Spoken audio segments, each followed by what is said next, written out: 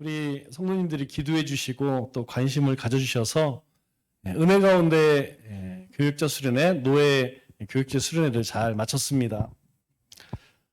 그런데 여기는 비가 안 왔죠? 비가 왔나요? 제주도는 비바람이 엄청 많이 불었어요. 그런데 제주 쪽에는 비가 많이 왔는데 서귀포로 가니까 또 해가 떠. 그래서 날씨가 계속 좀 변덕스러운데 조금 힘이 많이 들었어요.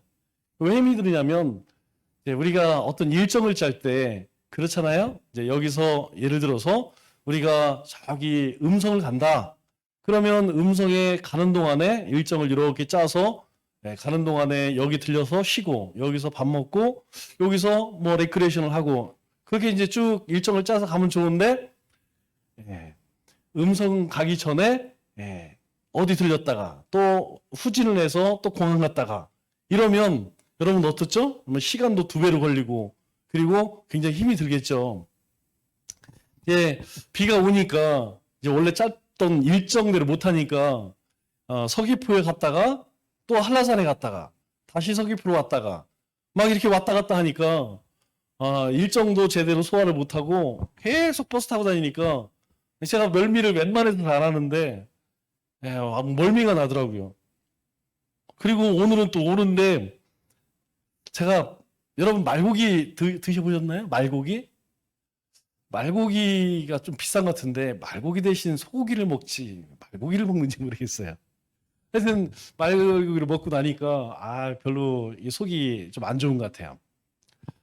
그런데 한 가지 좋았던 건 뭐냐면 제가 뭐 선교 때문에 제주 선교 때문에도 그렇고 뭐 또 아이들 데리고도 제주도를 많이 갔었는데 처음 제가 한 번도 가보지 못한 데를 다녀와서 너무 좋더라고요. 제주도에 이런 데가 있구나.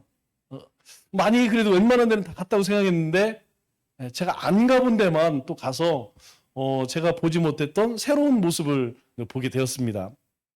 그런데 제가 뭐 이전에도 느꼈지만 또 특별히 느낀 게 뭐냐면 새롭게 느낀 게 뭐냐면 이게 일반 사람들도 그럴 것 같아요. 이게 목사님들, 사모님들하고 같이 갔지만 베푸는 사람은 항상 베푼다.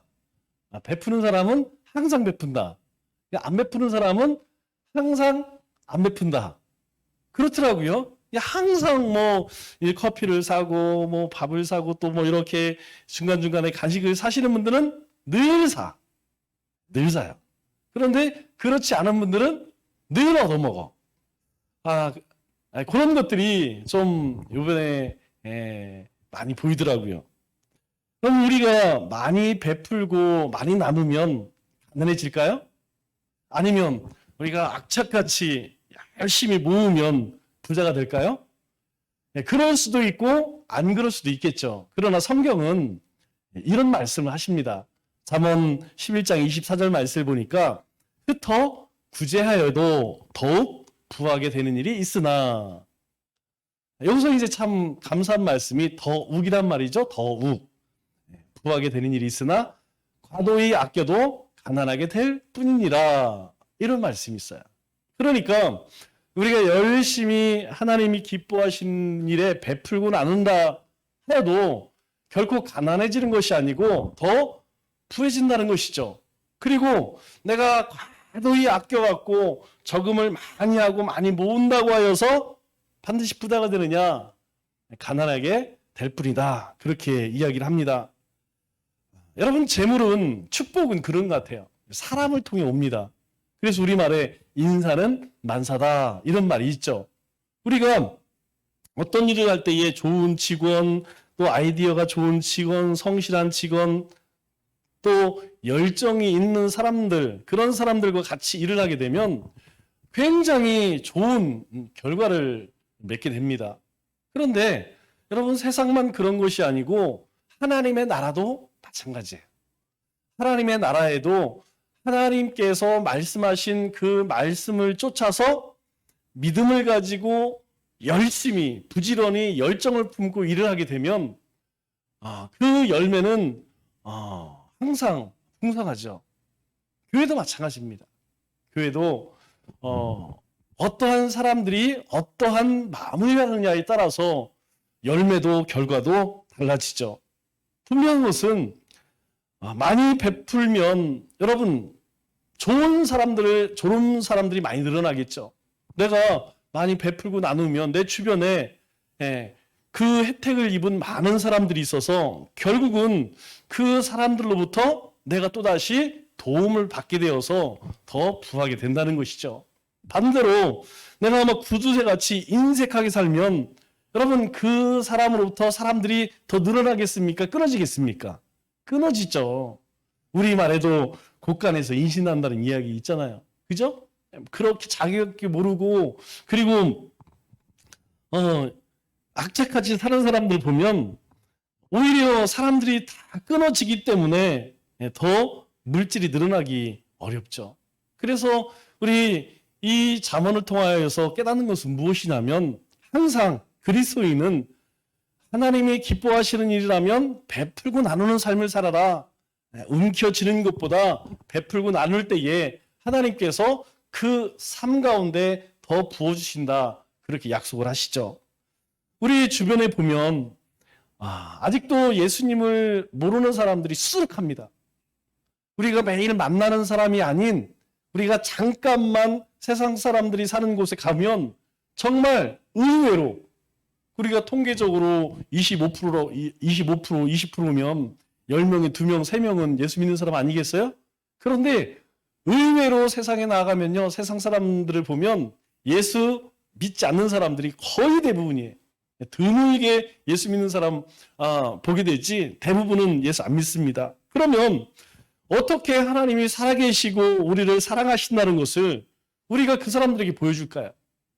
우리 21절 말씀을 보니까 이렇게 말씀하죠. 진리가 예수 안에 있는 것 같이 이렇게 이야기합니다.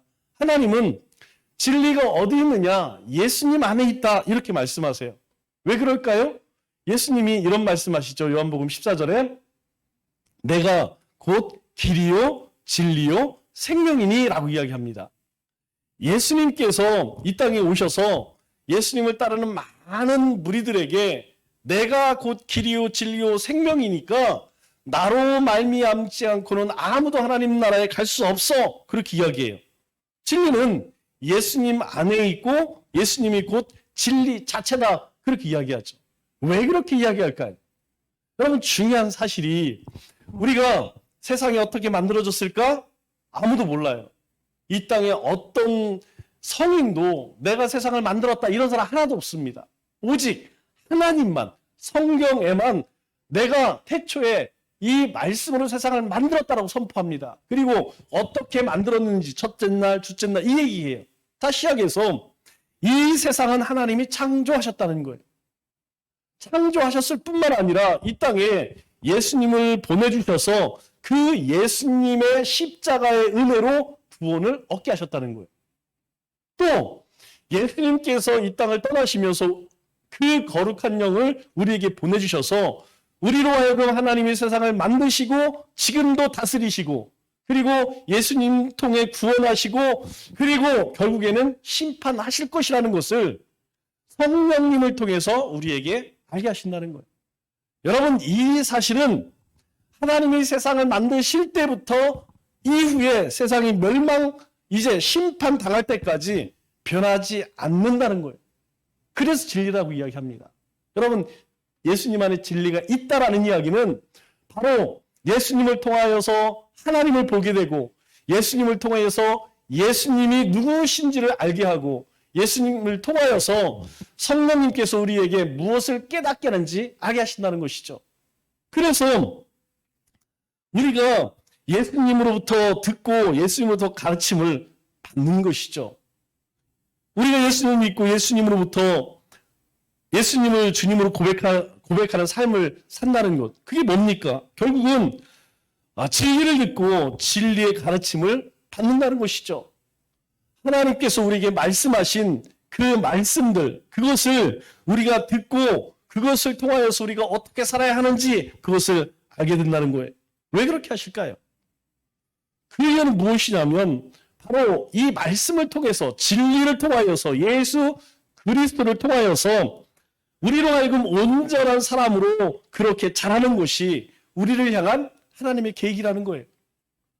하나님께서 왜 우리에게 너희 가운데에 진리를 주셨다 이렇게 말씀하느냐? 그 진리를 통하여서 우리가 거룩한 하나님의 백성으로 이 땅 가운데 어떻게 살아야 하는지 알게 하신다는 것이죠.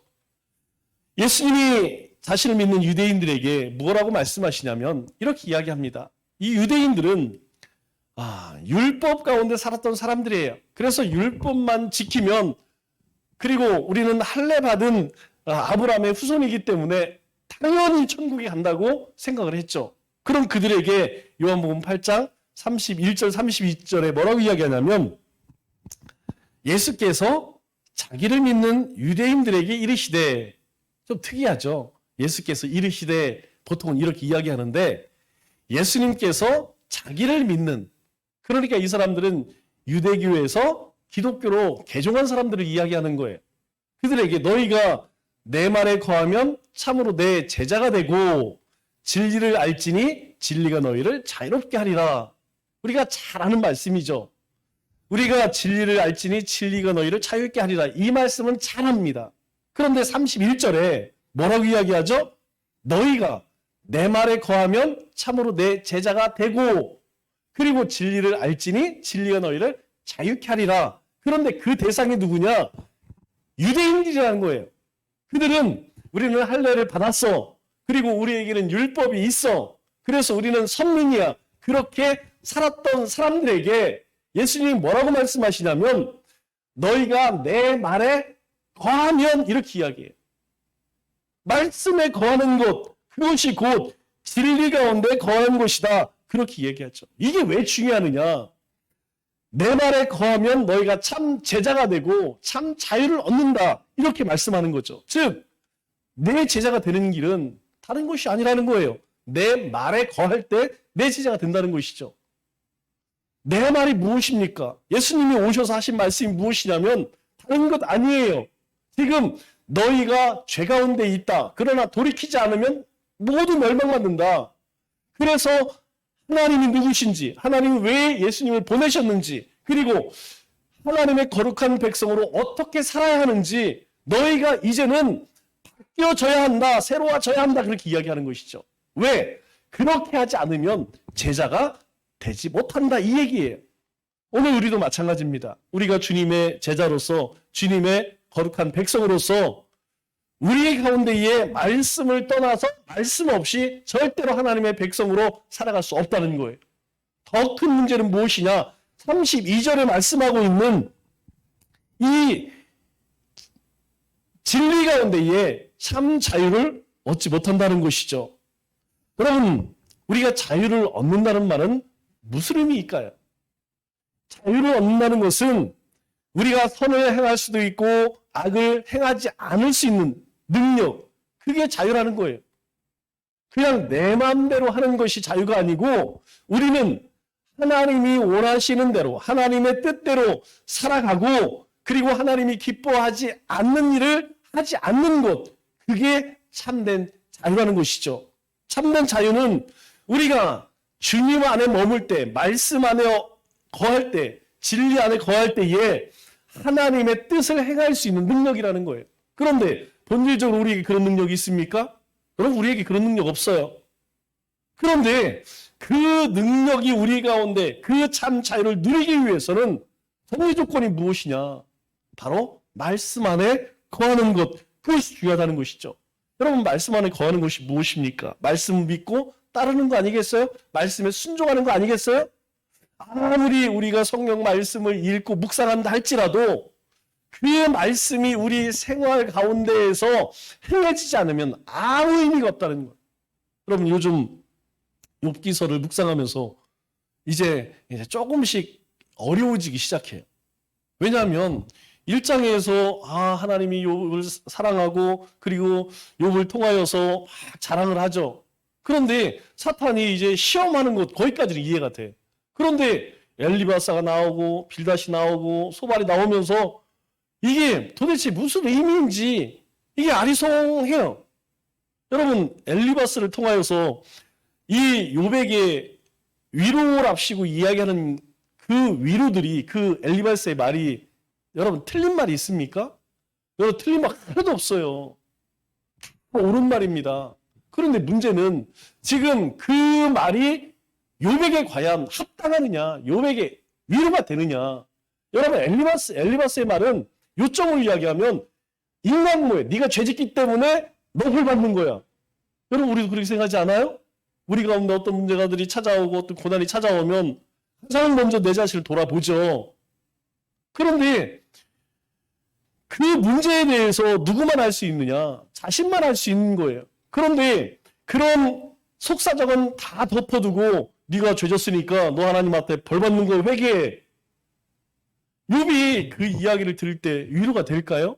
여러분 우리가 어떤 어려움을 당할 때에 와서 힘내. 우리가 함께 기도하고 있으니까 힘을 내. 여러분 이 말이 위로가 될까요? 네가 지금 죄져서 하나님 앞에 벌 받는 거 회개해. 어떤 말이 위로가 됩니까? 이야기할 필요도 없는 거죠. 와서 그저 등 두드려주고 손 잡아주고 함께 기도할게. 우리가 기도하고 있어. 우리 뒤에서 함께 기도하고 있으니까 힘내자, 힘내자. 여러분 그런 말 들을 때 힘이 나는 거 아니겠어요? 그런데 와갖고 너 무슨 죄를 졌기에 그렇게 하나님 앞에 이런 벌을 받고 이런 얘기 들으면 오히려 힘을 얻기보다는 좌절이 되죠. 여러분 성경 말씀을 통하여서 하나님께서는 우리에게 하나님의 뜻을 전하십니다. 하나님이 원하시는 것을 우리에게 전해요. 우리가 말씀 안에 거한다는 것, 진리 안에 거한다는 것은 바로 그것을 깨닫는다는 거예요. 우리가 예수님을 믿으면 예수님의 말씀을 믿지 않을 수 있을까요? 아니죠. 예수님을 믿으면 예수님의 말씀을 믿는 거예요. 예수님의 말씀을 믿으면 예수님을 믿지 않을 수가 없죠. 그런데 실제로 우리의 삶에서는 어떠느냐? 예수님을 믿어요. 그러나 우리의 삶에서 예수님의 말씀을 믿느냐? 그렇진 않다는 것이죠. 우리의 신앙생활 가운데에서 왜 능력이 나타나지 않느냐? 바로 이 문제라는 거예요. 제가 이 교회 건축을 이제 조사를 하면서 여러 목사님들 만나고 여러 설계사무소 시공 사장님들 만나면서 그나마 교회를 건축해야겠다 이 마음이 이전에는 한 30% 정도 있었는데 이게 뚝 떨어져서 한 2%밖에 안 남았어요. 내가 사람을 만나면 만날수록 느끼는 한 가지가 뭐냐? 이건 절대로 하면 안 되는 일이구나. 이거 했다가는 그냥 우리 다 그냥 요단 건너게 생겼구나 이 생각 들더라고요.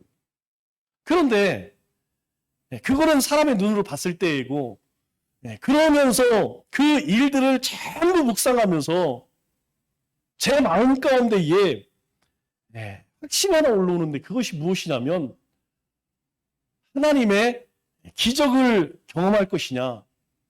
마음속에서 계속 그 생각이 들어요. 그래, 니네가 다 준비되어 있고 니네가 다 감당할 수 있으면 하나님은 그럼 아무것도 아니지. 여러분 그게 무슨 신앙이에요? 그게 무슨 믿음이고? 제가 모든 관련된 사람들 그리고 경험했던 사람들 이야기 들으면 지금 우리 상황은 절대 하면 안 돼. 그런데 제 마음 가운데는 어떤 생각이 드느냐? 그래, 니네 지금 그런 형편이고 그런 사정이고 그리고 불가능해 현실로. 그렇기 때문에 하나님의 기적이 필요하지 않겠어? 신앙이 뭘까요? 신앙은 매일매일 하나님의 역사하심을 경험하는 거 아니겠습니까? 하나님께서 어떻게 인도하실지는 모르겠어요. 하나님께서 우리의 마음 어떻게 감동하실지 모르겠어요. 그러나 분명한 것은 무엇이냐? 저는 하나님을 믿어요. 하나님이 세상을 만드셨다는 걸 믿고 우리를 구원하시기 위해서 예수님이 이 땅에 오신 걸 믿고 그분이 우리를 살리시려고 십자가에 죽으신 것을 믿습니다.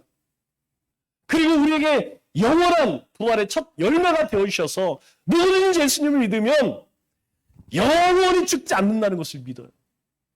여러분 그 믿음이 기적 아니겠습니까? 그리고 그 일을 위해서 그 하나님의 나라를 위해서 우리를 부르지 않았습니까? 우리는 오늘 분명히 이야기해요. 예수 그리스도가 진리다. 그분이 우리에게 하신 말씀, 행하신 일이 진리다. 그러면 우리는 그 진리 안에 머문다고 이야기하죠. 그런데 정말 믿을까요? 그게 아니라는 것이죠. 오늘 우리에게 말씀하시는 것은 오늘 이 에베소 성도들에게 사도 바울이 이 이야기를 하는 중요한 이유는 에베소 성도나 우리나 믿는 것과 행하는 것은 같지 않다는 거예요. 32절에 뭐라고 이야기합니까? 진리를 알지니 진리가 너희를 자유롭게 하리라. 진리를 알게 될 것이다. 어떻게 해요? 진리이신 예수님으로부터 가르침을 받고 예수님 안에 거하기 때문에 우리가 진리가 무엇인지를 알게 된다는 거예요. 그러면 하나님께서 세상을 만드셨어요. 그리고 예수님을 보내셨어요. 그리고 우리 가운데 성령님을 주셔서 우리와 함께 하십니다. 왜 그렇게 할까요? 왜 그렇게 할까요? 왜 우리로 하여금 진리 안에, 그리스도 안에 말씀의 능력 가운데 살게 하실까요? 이유는 한 가지입니다. 하나님의 뜻, 하나님의 계획, 하나님의 섭리를 알기 위함이라는 것이죠. 하나님께서 과거에 우리의 삶 가운데서 그렇게 행하셨다면 오늘도 그렇게 행하셨고 앞으로의 삶 가운데서도 그렇게 행하신다는 거예요. 그런데 우리가 그것을 아느냐? 그렇지 않다는 것이죠. 우리는 예수님이 진리이고 그리고 예수님께서 우리에게 약속하신 것이 진리인 줄 믿습니다. 그러나 실제 우리의 삶에서 하나님의 뜻과 계획과 섭리를 아느냐? 그거는 별개의 문제였다는 거예요. 그리고 그 진리는 우리를 참 자유의 사람으로 만든다고 하지만 실제 그러느냐? 그렇지 못했다는 것이죠. 누가 그랬죠? 유대인들이 그렇잖아. 여러분 유대인만 그랬나요? 아니에요. 베드로도 그랬습니다. 베드로도 그렇게 예수님을 복음을 전하면서 이방인들이 왔을 때에 그들과 함께 밥 먹다가 유대인들이 오니까 어때요? 얼른 밥상 따로. 얼른 밥상 옮겨요. 왜? 피난받을까 봐. 분명 그리스도 안에서 인종 그리고 그 이제까지 그들 가운데서 철저히 지킨 율법들 그게 아니었구나. 하나님의 백성은 하나님의 은혜 가운데 사는 것이었구나. 분명 베드로는 깨달았어요. 그런데 이 유대인들이 찾아오니까 두려운 거예요. 아, 이방인들과 유대인들이 그렇게 사람 치기를 않는 이방인들과 밥 먹는 것 그거 비난받을까 봐 두려운 것이죠. 이게 무슨 얘기냐면 진리 안에서 자유를 누리지 못한다는 것이죠. 오늘 우리의 삶도 마찬가지예요. 우리의 삶 가운데에 하나님의 뜻이 보여지고 하나님이 우리 가운데 일하는 방식들이 보여지면 여러분 우리의 삶의 현실적인 문제들이 큰 문제가 될까요? 그렇지 않다는 것이죠. 우리는 그것 바라보지 않아요. 하나님은 진리를 바라보지 않는다는 것이죠. 무엇을 바라봅니까? 현실을 바라보고 내 자신을 바라본다는 것이죠. 그러면 우리는 어떻게 이 진리 안에 거할 수 있을까요? 22절에 뭐라고 이야기하죠? 이렇게 이야기하죠. 너희는 유혹의 욕심을 따라 썩어져가는 구습을 따르는 옛사람을 벗어버리고 이렇게 이야기해요. 옛사람을 어떻게 표현하느냐? 유혹의 욕심을 따라 사는 사람이 누구예요? 거듭나기 이전, 예수님 만나기 이전에 우리의 모습, 이방인, 세상 사람의 모습입니다. 세상 사람들이 뭐 쫓아가느냐? 다 욕심과 욕망 쫓아가요. 그것을 썩어져가는 구습을 따르는 옛사람이라고 표현을 합니다. 우리가 진리 가운데에서 진리 가운데에서 참 자유를 얻기 위해서 우리가 해야 할 일이 무엇이냐면 옛사람을 벗어버려야 된다. 그러면 옛사람의 특징이 뭘까요? 여러분 주일날 잠깐 나눴죠? 우리가 예수님을 만나기 이전 우리가 진리이신 예수님이 우리 가운데 충만하지 않고 주님의 영이 충만하지 않고 말씀으로 충만하지 않으면 우리 가운데 툭 튀어나오는 게 뭐냐? 여러분 첫째가 뭐냐면 개인주의라니까요. 이기주의. 나밖에 몰라. 야 이거 내가 여기 주님을 위해서 이렇게 헌신하면 나 손해보잖아. 나 시간 뺏기잖아. 이게 옛사람의 특징이라는 거예요. 가장 먼저 자기 중심적으로 생각한다는 거예요. 은혜가 충만하면, 우리가 새롭게 변화가 되면 뭐부터 생각하느냐? 하나님의 나라부터 생각합니다. 하나님은 기뻐하실까? 여러분, 지금 우리의 사정이, 우리의 형편이 중요한 게 아니에요. 하나님이 기뻐하실까? 하나님이 영광 받으실까? 이거부터 생각한다는 것이죠. 그러나 옛사람으로 돌아가 버리면 나밖에 모른다는 것이에요. 하나님이 보여지지 않아요. 두 번째가 무엇이냐면 욕심과 욕망 쫓아가는 것이죠. 세 번째가 뭡니까? 죄의 종이 된다는 거예요. 사탄의 종이 된다는 것이죠. 분명 우리 안에 성령님이 함께 하셔서 성령의 인도하심을 쫓아 살아가는 것이 아니고 죄의 종으로, 사탄의 종으로 하나님이 기뻐하지 않는 일을 쫓아 간다는 것이죠. 네 번째가 뭡니까? 허망하고 미련한 것을 쫓아 산다는 거예요. 지혜롭지 못하다는 것이죠. 그런데 오늘 이것을 어떻게 표현하느냐? 낡은 옷을 벗어버리듯이 옛사람을 벗어버려라, 이렇게 이야기를 해요. 여러분, 우리가 나비가 되기 위해서 이 번데기가 꼬치를 짓죠? 이 꼬치 가운데에서 보면 나비의 모습을 찾아볼 수 없습니다. 모든 곤충들을 보면 여러분, 그 벌레에서 이 집을 짓고 그리고 성충이 되죠. 그런데 여러분, 이 애벌레 봐서 이걸 누가 나비라고 이야기를 하겠어요? 그런데 이 고치에서 나오게 되면 어떻게 됐습니까? 완전 환골탈태가 됐죠. 여러분, 환골탈태가 뭡니까? 환골탈태라는 의미는 전혀 다른 존재가 되었다는 거예요. 전혀 다른 존재. 여러분, 번데기에서 어떻게 나비를 볼 수가 있어요? 그러나 이 번데기가 고치 안에 들어가서 나오게 되면 완전히 다른 모습이 된다는 것이죠. 오늘 우리에게 주님이 말씀하시는 거예요. 너희가 진리 가운데 머물게 되면 우리 가운데에 어떤 일이 벌어지느냐? 바로 환골탈태, 옛사람의 옷을 벗어버린다, 이렇게 이야기한다는 것이죠. 이 얘기를 받고 이야기하면 우리 가운데에 뭔가 변화가 되지 않아. 어제가 오늘 같고 오늘이 내린 것 같고 옛날이나 지금이나 변함이 없어. 뭐가 문제죠? 진리 가운데 거하지 않는다는 거예요. 여러분, 이것은 말씀으로 사는 것이 아니고 자기 신념으로 사는 겁니다. 이거 조심해야 돼요. 왜 에베소 성도들에게 너희가 복음에 합당한 삶, 부르심에 합당한 삶을 살아, 복음에 합당한 삶을 살아 쭉 이야기하다 이 말씀하는지 아세요? 에베소 성도들이 아주 치명적인 한 가지 문제가 있었는데 그게 뭐냐면 첫사랑. 여러분, 첫사랑의 대상이 누굽니까? 예수 그리스도 아니겠어요? 예수 그리스도를 잊어버리니까 그들 가운데에 더 이상 진리 가운데 머물지 않는 거예요. 그리스도 안에, 말씀 안에 거하지 않는다는 거예요. 이미 환골탈태에서 이제 더 이상 세상 사람의 모습으로 살아가지 않았지만 어떻게 해요? 다시 세상 사람이 돼버린 거예요. 세상 사람에서 변화되어서 하나님의 백성이 되었는데 여기에서 또다시 환골탈태에서 또다시 예전으로 또 다시 돌아가 버렸어요. 여러분, 옛사람, 이게 뭡니까? 옛사람은요, 쉽게 이야기하면 죄를 좋아하는 마음, 부패한 마음이에요. 우리 가운데에 하나님이 기뻐하시는 그것을 쫓아가는 것이 아니고 자꾸 내 생각, 내 경험, 내 지식, 이거 쫓아가는 거예요. 그래서 예수님께서 이러한 것들이 우리를 더럽게 만드는 이것들이 어디서 나온다고 이야기합니까? 우리 마음에서 나온다고 이야기해요. 우리 마음에서. 우리 마음에 나오는 것들이 뭡니까? 마태복음 15장 19절에 보니까 이렇게 이야기죠. 마음에서 나오는 것은 악한 생각과 살인과 간음과 음란과 도둑질과 거짓 증언과 비방이니, 이렇게 이야기해요. 여러분, 우리가 농사를 치면 밭에 우리가 씨앗을 뿌려 자라나요.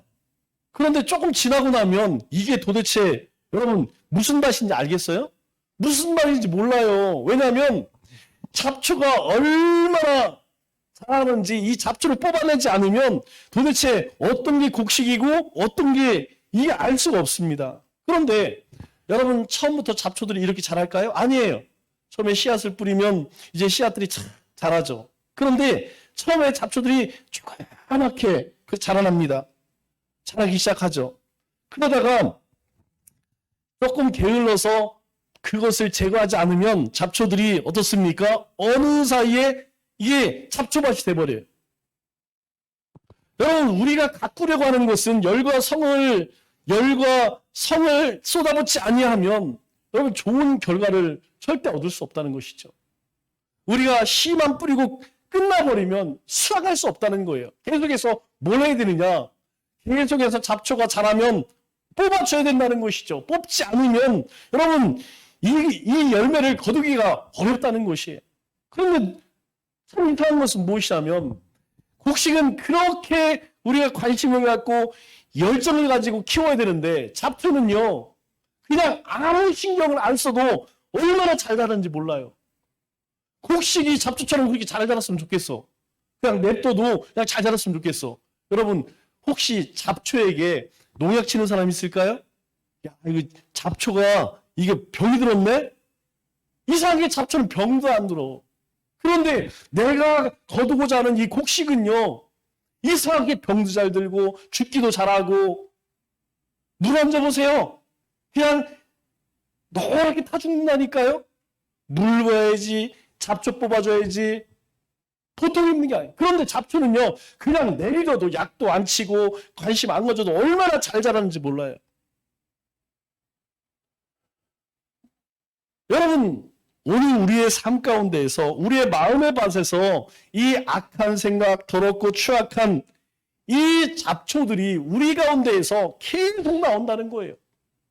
우리 가운데에 하나님이 원하시는 하나님이 뜻대로 살아가는 것은 우리가 정말 열심히 노력을 하고 우리가 거기에 열정을 품고 행해야 하지만 우리가 악한 일을 하는 것은 마치 잡초와 같이 그냥 저절로 우리 가운데 나타난다는 거예요. 우리가 옛사람의 모습을 벗어버리기 위해서 그냥 가만히 있어서는 여러분 절대 옛사람이 새사람이 되지 않는다는 거예요.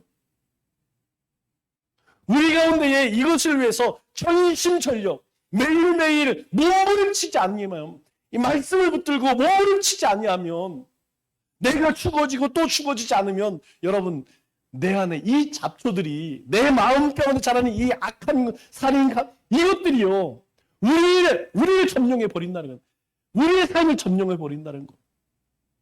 그래서 사도 바울이 하는 이야기가 무엇입니까?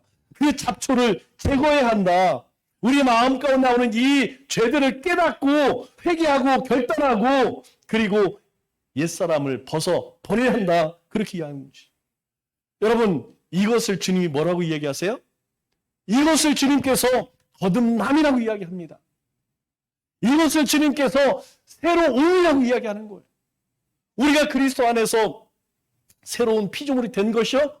우리가 주님 안에서 새로운 신분으로 바뀌어진 것.